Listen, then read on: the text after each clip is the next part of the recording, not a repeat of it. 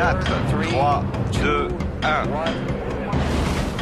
Quand la navette Challenger prend son envol par une froide matinée de janvier, l'un des ingénieurs en chef pressent une catastrophe. Il faut annuler le vol, on ne peut pas lancer. C'est de la folie. Il craint que l'engin explose. Décollage de la 25e mission de la navette spatiale.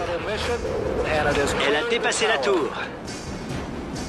73 secondes plus tard, c'est le drame. 7 astronautes meurent sous les yeux de leur famille et de millions de téléspectateurs.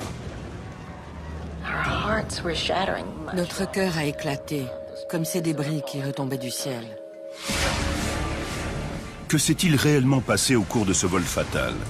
Aurait-on pu éviter la tragédie? La navette et son équipage auraient-ils pu atteindre l'espace? Avait-il une chance? Cette question me tourmente. Les catastrophes sont rarement le fruit du hasard. Elles résultent souvent d'un enchaînement d'événements malheureux que nous allons tenter de reconstituer dans cette Minute de vérité.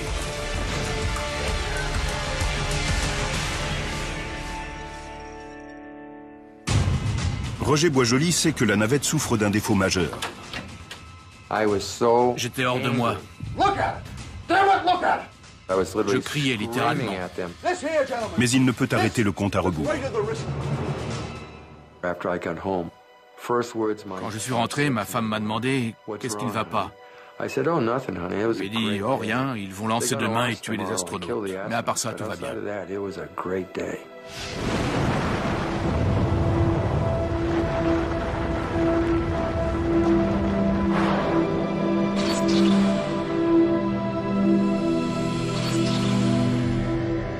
Floride, États-Unis.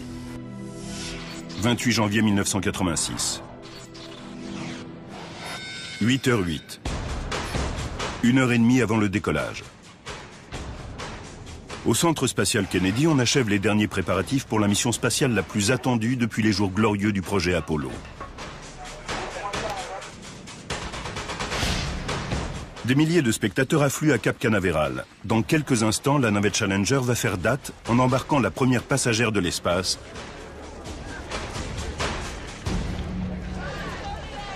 l'enseignante Christa McAuliffe. Christa ne s'est jamais prise pour une astronaute. Elle s'était surnommée la prof de l'espace. Elle voulait prouver par là l'importance des enseignants et donner aux enfants l'envie d'apprendre et de donner le meilleur d'eux-mêmes. Elle disait que c'était une fabuleuse sortie éducative.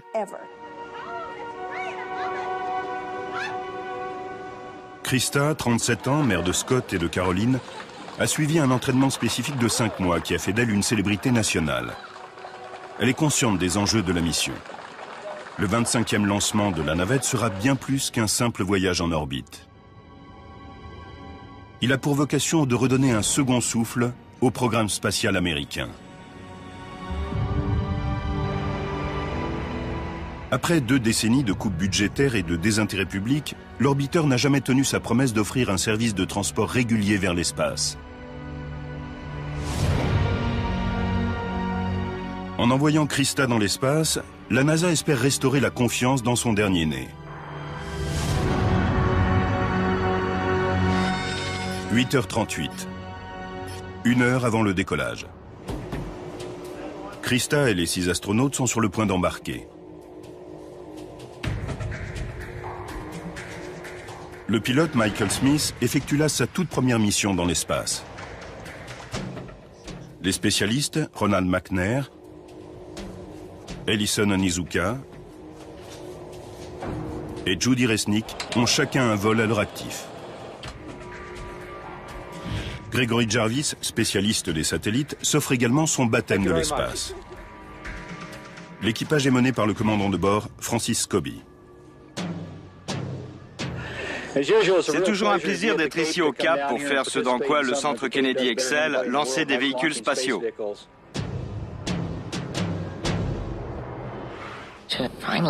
Être enfin à la tête d'une mission spatiale, c'était une formidable récompense pour lui.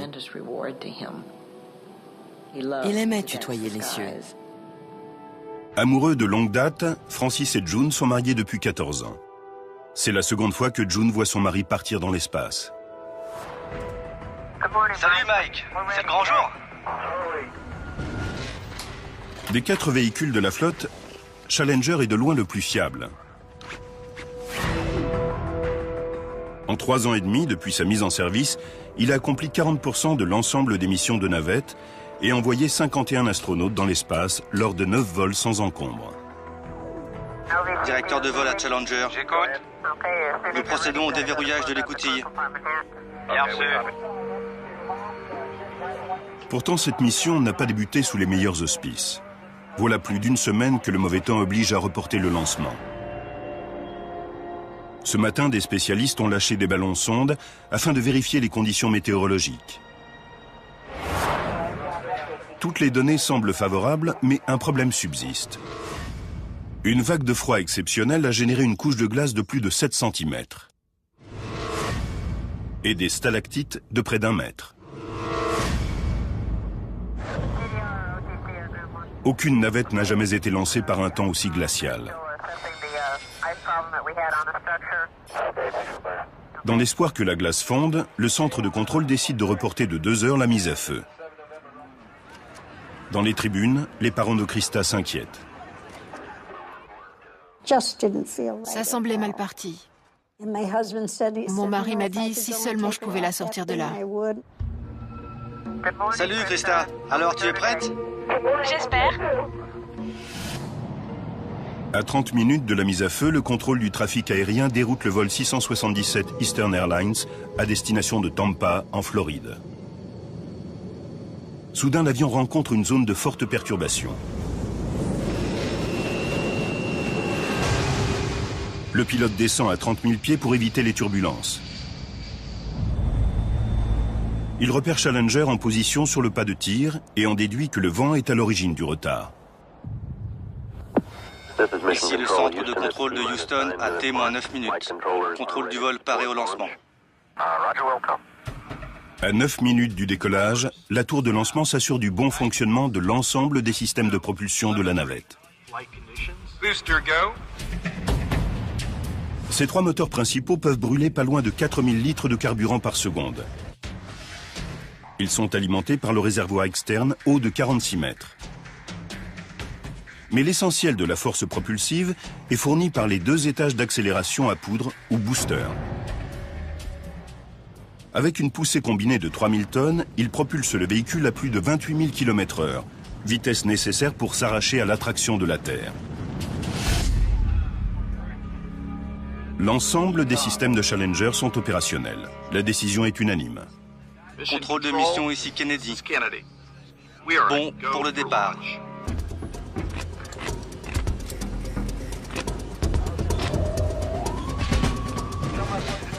T-2 minutes. Avec une telle cargaison de carburant, les risques sont évidents. Toutefois, dans l'histoire des vols spatiaux américains, aucun astronaute n'a jamais été tué au décollage. Une statistique rassurante.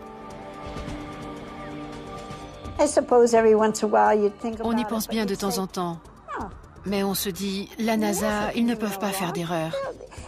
Et comme Krista me l'a dit, tu sais maman, cette navette, ils peuvent l'arrêter au tout dernier moment s'il y a un problème.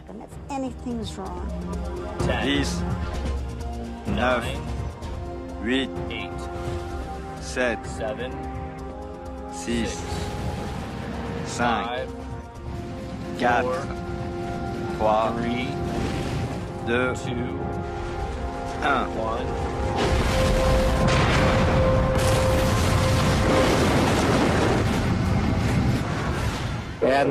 Décollage. La navette spatiale décolle pour une 25e mission. Elle a dépassé la tour. C'était incroyable. Mon fils nous a enlacés, sa sœur et moi, et on a regardé les autres familles. C'était une telle joie. On était tout excités. Pour Krista, c'est la récompense de 5 mois d'entraînement et l'accomplissement d'un rêve. Houston, manœuvre enroulée de Challenger. Bien reçu, Challenger. Presque immédiatement, la navette entame une manœuvre de pivotement afin de se placer sur la trajectoire qui l'amènera en orbite. Bonne rotation. Compris. Manœuvre de rotation réussie. Challenger file déjà à près de 1600 km/h.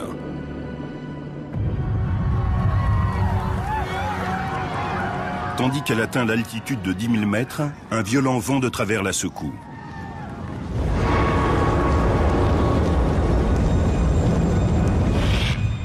À plus de 3000 km de là, l'ingénieur Roger Boisjoli assiste horrifié à la scène. Challenger court à la catastrophe. 9 fois plus rapide qu'une balle de revolver, la navette fuse dans le ciel. Une seconde plus tard, elle sort de la zone de turbulence.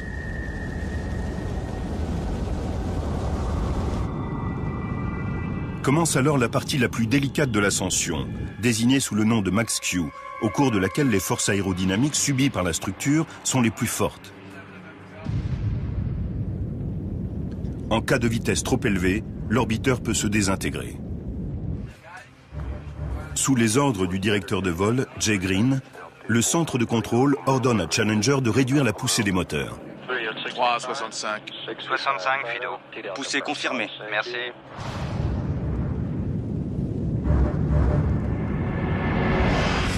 À 66 secondes, Challenger quitte avec succès la zone Max Q et entre dans l'air plus raréfié de la haute atmosphère. Elle doit maintenant accélérer à plus de 28 000 km/h pour échapper à la gravité terrestre. Il est temps d'amener le régime des moteurs principaux à pleine puissance. Le centre de contrôle donne le signal. Challenger, augmentez la poussée. Compris.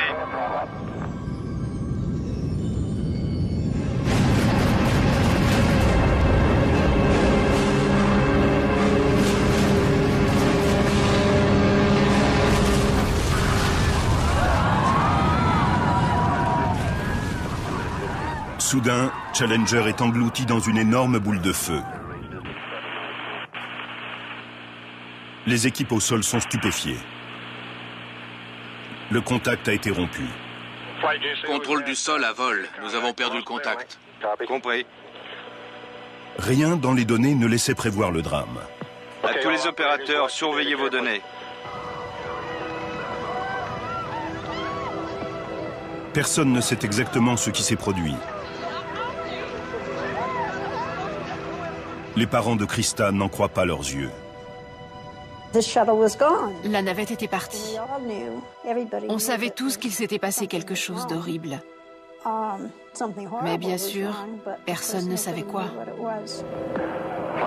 Les contrôleurs de vol suivent attentivement la situation. Manifestement une grave défaillance. Au moment où l'excitation était à son comble, elle a explosé.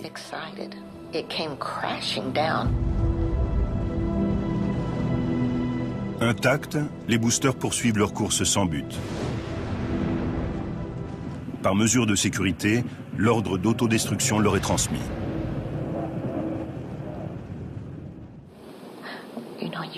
On s'est mis à espérer follement que l'orbiteur avait pu se séparer.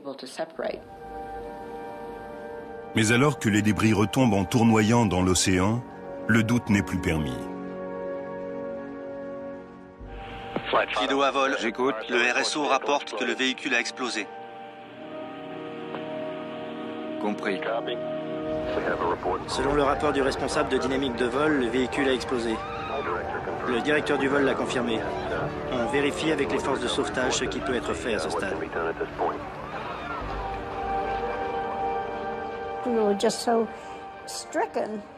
On était sidérés que ça ait pu se produire. Je n'aurais jamais cru que ça puisse arriver. C'était irréel.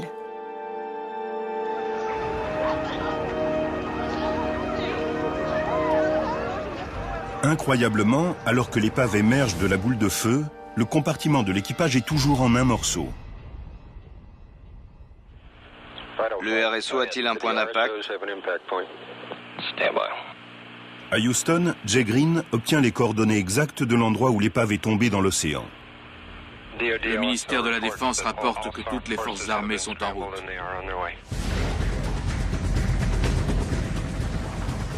Une vaste opération de recherche et sauvetage est immédiatement lancée. Les membres de l'équipe espèrent que les astronautes sont encore en vie.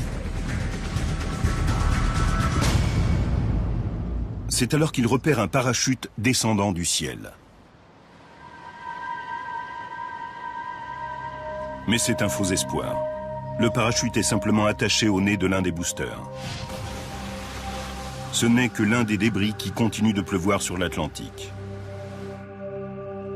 Le compartiment de l'équipage a disparu. Tombé de près de 20 km de haut, il est venu heurter l'océan à plus de 300 km/h. Les astronautes étaient condamnés. On est resté sans voix. Notre cœur a éclaté comme ces débris qui retombaient du ciel.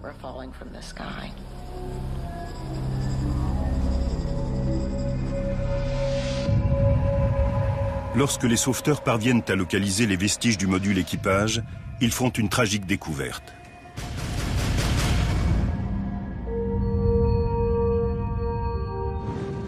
La navette voyageait à près de 2 fois la vitesse du son lorsqu'elle a explosé en milliers de fragments. À partir des rares preuves disponibles, la NASA doit accomplir une tâche quasi impossible, reconstituer précisément les faits. La récupération du compartiment équipage va lui permettre de retracer les événements subis par les astronautes après l'explosion. Les casques de l'équipage lui fournissent une précieuse indication. Chaque astronaute disposait d'une réserve d'oxygène attachée à son casque, à utiliser en cas d'urgence. Dans l'épave, la NASA constate que 3 d'entre elles ont été activées. Une terrifiante découverte. Au moins 3 des astronautes ont donc survécu à l'explosion et pourraient avoir été vivants au cours de la retombée vers la Terre. Un voyage de plus de 2 minutes et demie. Lors du service commémoratif, le président Reagan rend hommage au courageux équipage. Tous les proches des astronautes sont présents. Parmi eux, June et sa famille. On pouvait à peine mettre un pied devant l'autre. Les membres des familles n'échangeaient pas un mot. On était abasourdis. C'est le genre de choses auxquelles on ne peut pas se préparer. Nous nous souviendrons de nos 7 astronautes comme apportant la vie, l'amour et la joie à leurs proches et la fierté à leur nation. J'étais triste. Je ressentais un grand vide. Je me disais que ça n'aurait jamais dû arriver. Et je me sentais impuissante. Dick, Mike, Judy, Elle, Lon, Greg et Krista, vos familles et votre pays pleurent votre mort. Nous vous faisons nos adieux. Jamais nous vous oublierons. Tandis que l'Amérique se recueille, une enquête est ouverte afin de déterminer les causes exactes de l'explosion. Durant 5 mois, une commission présidentielle va analyser le drame et découvrir un dysfonctionnement du booster droit. Un booster est composé de 4 segments boulonnés. À la jonction, l'étanchéité est assurée par 2 joints toriques comprimés en caoutchouc. Lors de la mise à feu, les boosters s'allument en moins d'1 centième de seconde. Les parois en acier sont alors poussées par les gaz. Les joints toriques doivent se dilater quasi instantanément pour empêcher une fuite de propergol. La commission découvre qu'en raison du froid extrême, les joints de la section inférieure du booster droit ne se sont pas comportés normalement. Des gaz incandescents 2 fois plus chauds que des gaz de haut fourneau se sont alors échappés. La navette spatiale décolle pour une 25e mission. Tandis que la navette fuse dans le ciel, au-delà de la zone de Max Q, une flamme vient lécher la fixation entre le booster et le réservoir externe. Lorsque le support cède, toute la section inférieure se désagrège. Le nez du booster s'écrase au sommet du réservoir avec des résultats dévastateurs.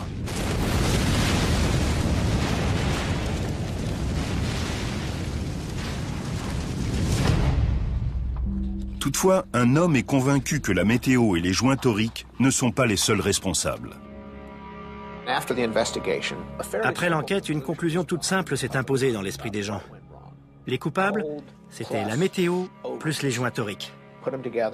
Les deux réunis ont provoqué l'explosion. En fait, c'est un peu plus compliqué que ça. Auteur réputé, James Childs a passé les 20 dernières années à enquêter sur les pires désastres technologiques de la planète. De l'explosion nucléaire de Tchernobyl au drame du Concorde, rien n'échappe à son crible. Childs est convaincu que les joints toriques désignés comme fautifs dans l'accident de Challenger ne sont pas seuls en cause. Si un joint torique avait rompu, tout aurait explosé sur le pas de tir. Or, ça n'a pas été le cas. L'explosion s'est produite au bout de 73 secondes.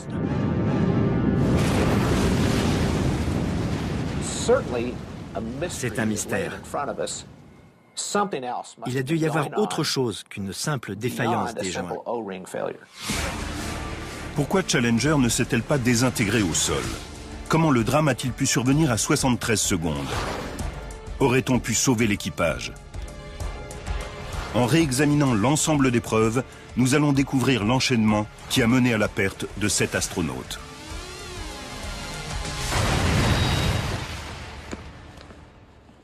Les risques encourus par la navette étaient maximaux au cours des premières secondes de vol. Or, l'engin a survécu à la mise à feu et au décollage. Aurait-il pu tenir suffisamment longtemps pour mener les astronautes dans l'espace? Troublante hypothèse que Childs va s'efforcer de creuser. Si les circonstances avaient été légèrement différentes, aurait-il pu survivre? S'en est-il fallu de peu? Cette question me tourmente. Afin de résoudre le mystère, Childs va analyser chaque détail du lancement. Il commence par réexaminer les preuves qui ont permis de conclure à une défaillance des joints toriques. Les enquêteurs ont tout d'abord visionné la séquence du décollage filmée par plus de 200 caméras.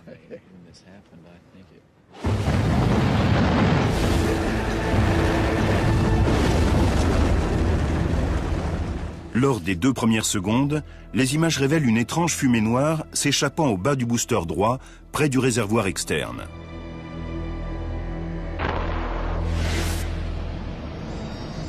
D'après la position des caméras, la commission tente de déterminer précisément l'origine de la fumée. Placée à environ 400 mètres du pas de tir, la caméra E60 est directement face au booster droit. Mais elle ne donne qu'une vue partielle du panache.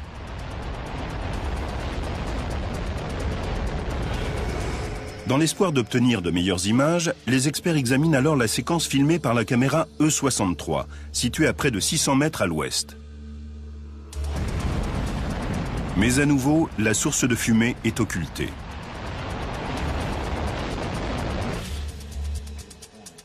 Son emplacement reste imprécis. La commission compare alors les 2 séquences et délimite une zone source de 1,3 m à la surface du booster droit, à 13 mètres de hauteur. L'analyse de la séquence révèle par ailleurs que la fumée s'élève en volute. Cette information essentielle montre qu'un joint torique est bien en train de brûler, un fait confirmé par la couleur noire du panache. Pourtant, Jim Childs n'est pas convaincu de la véracité des faits. Si les joints toriques avaient rompu et laissaient échapper du propergol, les gaz brûlants auraient instantanément enflammé l'enveloppe du booster, faisant exploser la navette au décollage.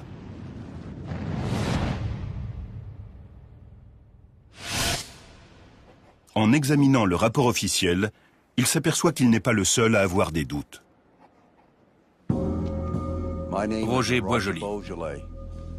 L'ingénieur Roger Boisjoli travaille pour Morton Thiokol, constructeur des boosters de la navette. Je jure de dire la vérité.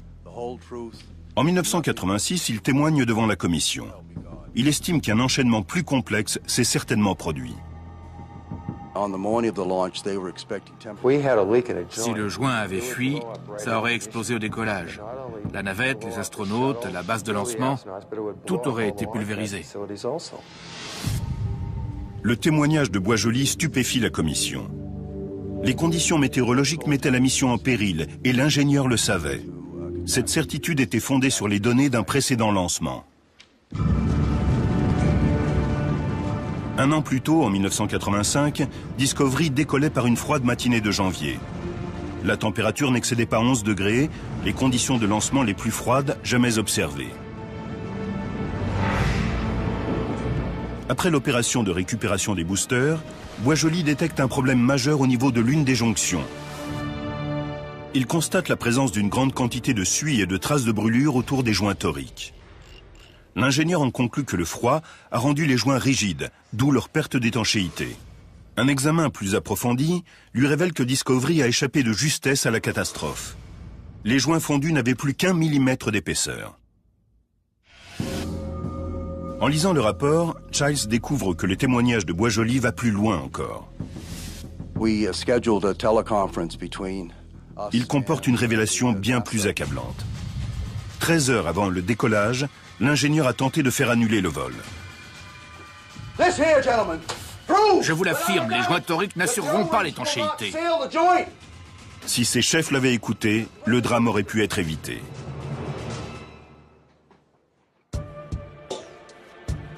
Childs revient alors sur un aspect essentiel de l'accident.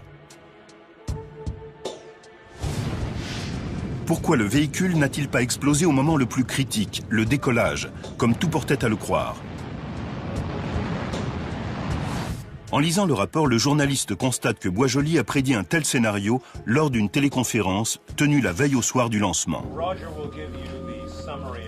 Y participaient 4 responsables de Morton Thiokol, les dirigeants du Centre spatial Kennedy et le chef des boosters de la NASA, Lawrence Mulloy.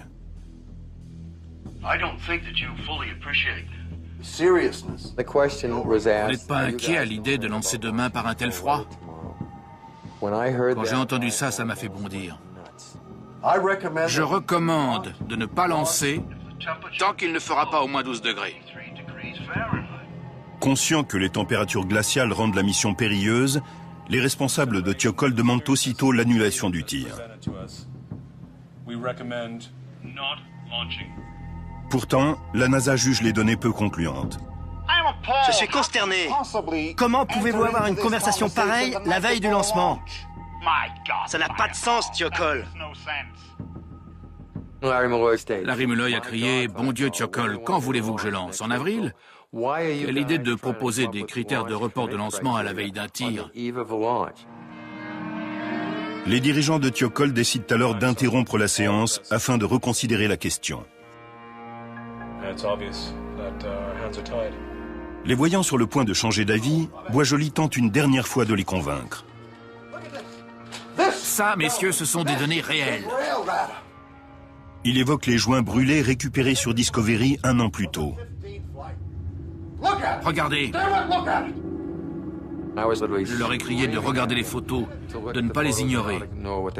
Il faut être aveugle pour ne pas voir ce que ces photos signifient.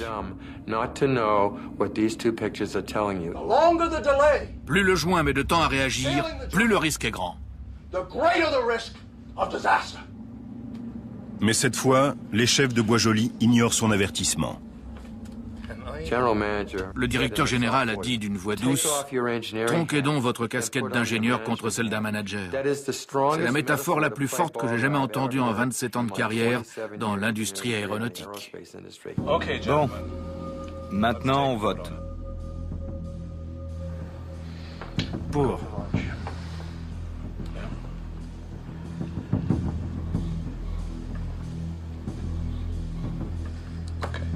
Les 4 dirigeants se prononcent en faveur du tir. Allô, ici Thiokol. Oui, je vous écoute. Bon pour le départ. Lawrence Mulloy accepte aussitôt leur décision. J'étais furieux. J'essayais de rester calme en me désintéressant des décisions prises dans la réunion, sinon j'aurais sauté sur mon voisin et je l'aurais frappé.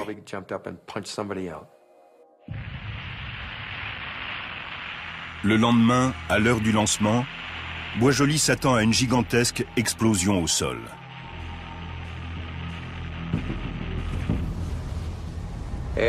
Quand la fusée a dépassé la tour, je me suis senti profondément soulagé.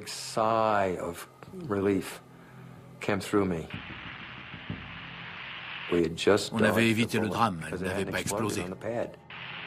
Hélas, son soulagement est de courte durée.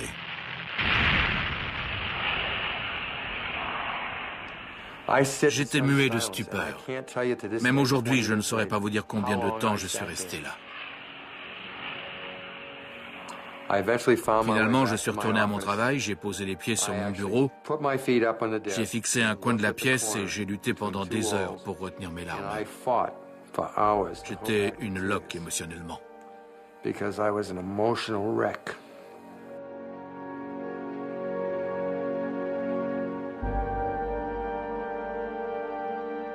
Mais si même l'homme qui avait prédit une catastrophe a été surpris par la tournure des événements, il existe certainement une autre explication au drame. Comme la commission d'enquête, Childs revient vers l'image de la fumée noire s'échappant du booster droit, la principale preuve ayant permis de conclure à une défaillance des joints toriques. Peut-on déceler d'autres indices à partir de cette précieuse séquence? L'un d'eux saute immédiatement aux yeux. La fumée apparaît puis disparaît 2 secondes plus tard. Pourquoi? D'après le film, la fumée s'échappe peu après le lancement, pendant environ 2 secondes. Puis, elle s'arrête. Quelque chose l'a bloquée, mais quoi? Par ailleurs, la fumée ne s'échappe pas en un seul long panache. On observe une série de 9 petites bouffées. À quoi est dû ce phénomène? Sachant que le booster est soumis à une formidable pression au moment de la mise à feu, les enquêteurs examinent cette phase plus en détail. Lors de la mise à feu des boosters, une flamme descend à travers un orifice central pour allumer le propergol. En moins d'1 centième de seconde, l'étage s'allume. La force explosive entraîne une brusque dilatation de la paroi externe en acier.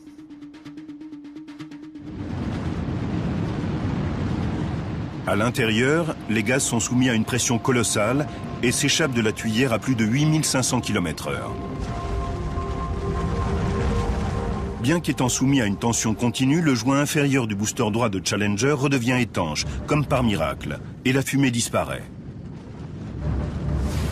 Childs examine l'explication livrée par les enquêteurs. Ces derniers ont revisionné la séquence de l'allumage. 6 secondes avant le décollage, les moteurs principaux sont mis à feu. À ce stade, la navette est fermement maintenue au sol par des boulons. La formidable poussée fait s'incliner d'1 mètre le nez de l'orbiteur. Alors qu'il revient à la verticale, les boulons explosent. Simultanément, les boosters sont mis à feu.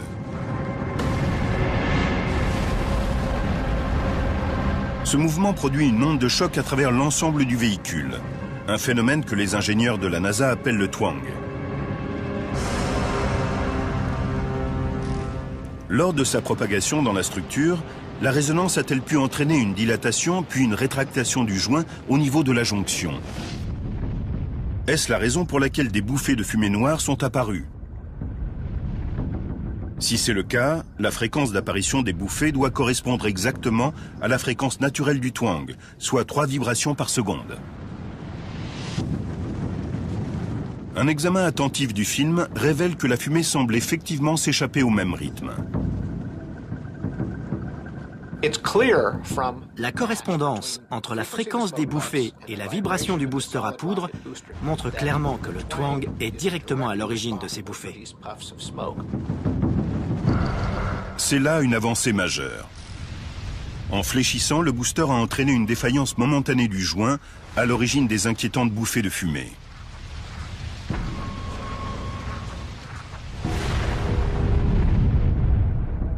Mais il subsiste une question encore plus délicate.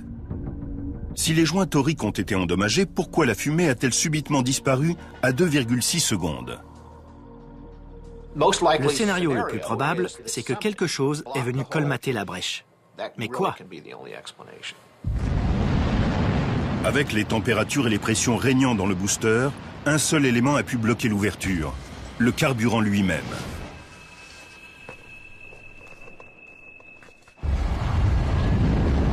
Dans les années 50, l'ajout d'un nouvel élément, l'aluminium, a révolutionné le carburant des boosters à poudre. L'aluminium augmente la température des gaz et accroît la poussée de près de 50%. Mais le carburant enrichi en aluminium produit des résidus métalliques, les scories, normalement évacués par les tuyères avec les gaz brûlants. Après lecture des rapports détaillés, Childs estime que ces résidus pourraient bien être la clé du mystère. On ne connaîtra jamais la dynamique exacte, mais c'est conforme à la physique. À l'allumage du booster, les scories d'aluminium se seraient accumulées autour de la brèche laissée par les joints toriques brûlés, empêchant les gaz brûlants de s'échapper au niveau de la jonction. Ce mécanisme expliquerait enfin pourquoi la navette n'a pas explosé au décollage. Le booster ayant survécu au traumatisme du lancement, phase la plus dangereuse de la mission, pourquoi le drame est-il survenu à la 73e seconde de vol?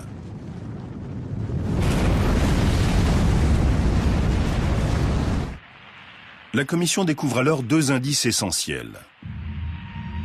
À 58,8 secondes, une caméra révèle une flamme jaillissant sur le côté du booster droit. Quelques instants plus tard, une valeur inattendue apparaît dans les données de vol. Plus de 2000 capteurs répartis sur l'ensemble du véhicule fournissent au centre de contrôle un compte-rendu précis, en temps réel, du comportement de la navette. Ces informations ou données de télémétrie sont enregistrées au sol. À 60 secondes, la pression dans le booster chute de 44,7 à 43 kg par centimètre carré.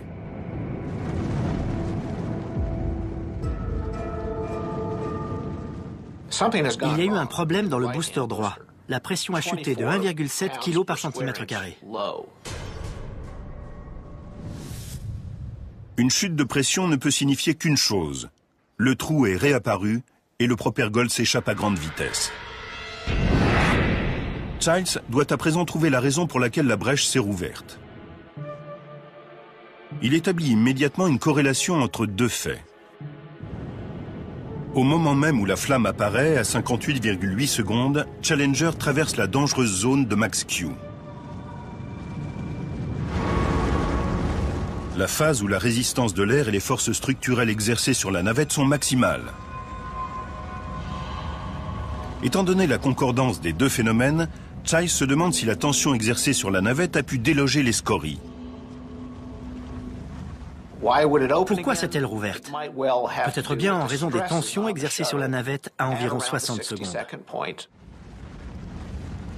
Cela a peut-être suffi à déloger ces blocs de scories.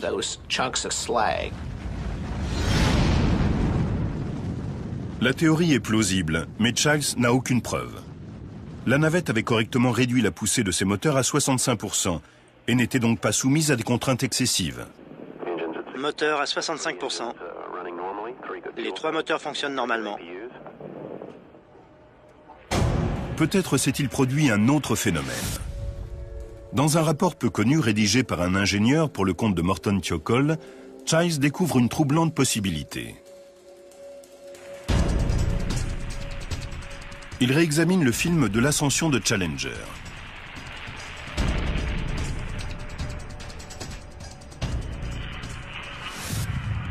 Comme l'indique le rapport, la traînée d'échappement a une forme très singulière. La colonne de fumée s'élève en zigzag, puis redevient verticale quelques instants avant l'explosion. Cette traînée de fumée est-elle la preuve que la navette a subi un fort vent latéral au cours de son ascension? Au départ, la théorie semble ne pas tenir debout. Dans les heures précédant le décollage, les météorologues de la NASA ont envoyé plusieurs ballons sondes pour détecter d'éventuels vents latéraux. Leurs données n'ont rien fait apparaître d'inhabituel. Mais Childs n'est pas convaincu de l'exactitude des mesures. Un examen plus attentif révèle que les ballons ont dérivé de plus de 60 km dans la direction du vent au cours de leur ascension. Il est peu probable qu'ils aient rencontré les mêmes conditions météorologiques que Challenger. Les données de télémétrie permettant de contrôler la trajectoire de la navette recèlent des preuves supplémentaires. À 58 secondes de vol, les tuyères des moteurs principaux ont soudain ajusté l'angle de poussée de 2 degrés. Le système d'orientation de l'orbiteur a réagi automatiquement de façon à maintenir la trajectoire optimale. Une force externe a donc bien dévié Challenger. Au même instant, l'accéléromètre latéral de la navette, appareil de mesure des mouvements latéraux, a fourni une valeur surprenante. La courbe affichée est restée plate. De deux choses l'une, ou il s'agissait d'une erreur de la télémétrie, où l'accélération latérale a été si violente que la valeur était hors échelle. Voilà qui pourrait expliquer pourquoi Challenger a explosé, coûtant la vie aux 7 astronautes.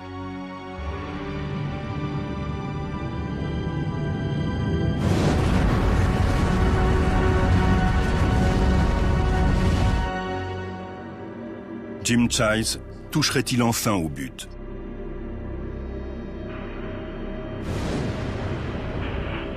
La télémétrie indique qu'à 58 secondes, la navette a été violemment déviée.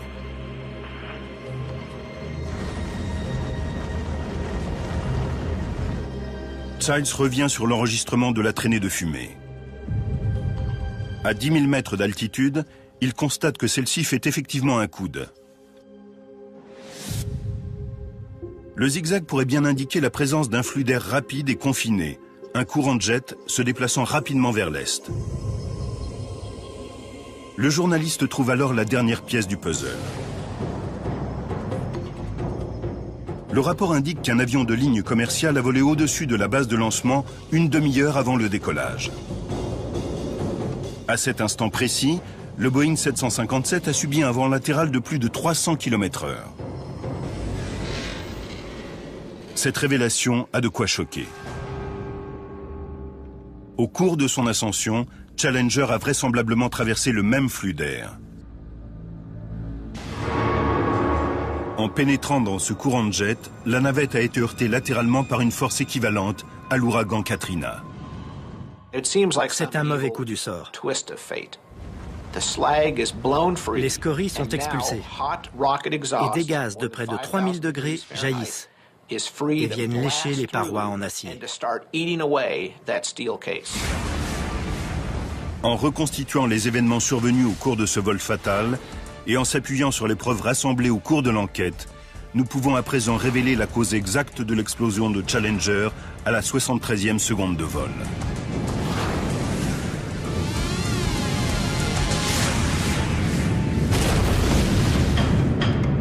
Quatre, 3... 73 secondes avant le drame.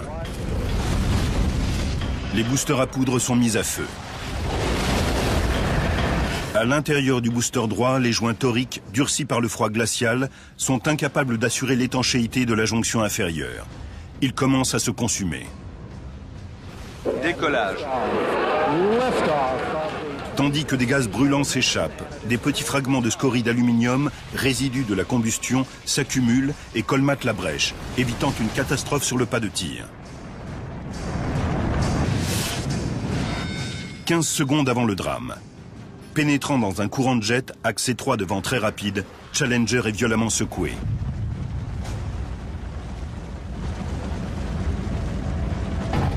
Le bouchon d'aluminium est délogé. Presque instantanément, une flamme surgit au niveau du booster droit.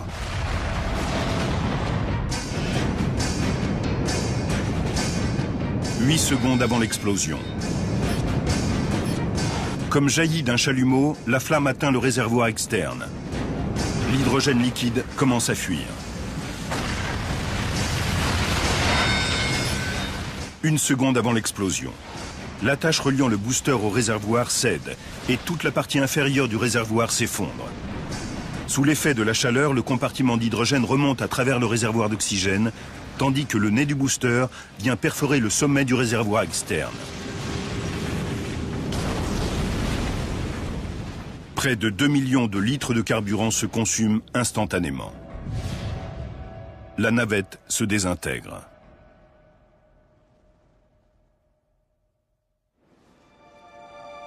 Pour Childs, cette conclusion donne à réfléchir. Le dénouement aurait pu être tout autre. Le journaliste est convaincu que si le vent n'avait pas été aussi violent, les scories auraient pu rester en place. La pression des boosters serait restée normale et, à 2 minutes de vol, ils se seraient détachés de la navette.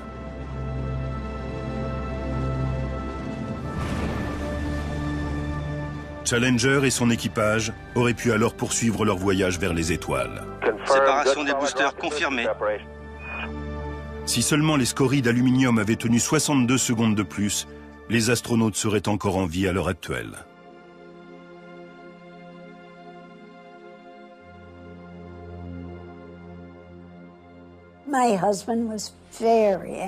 Mon mari était très en colère.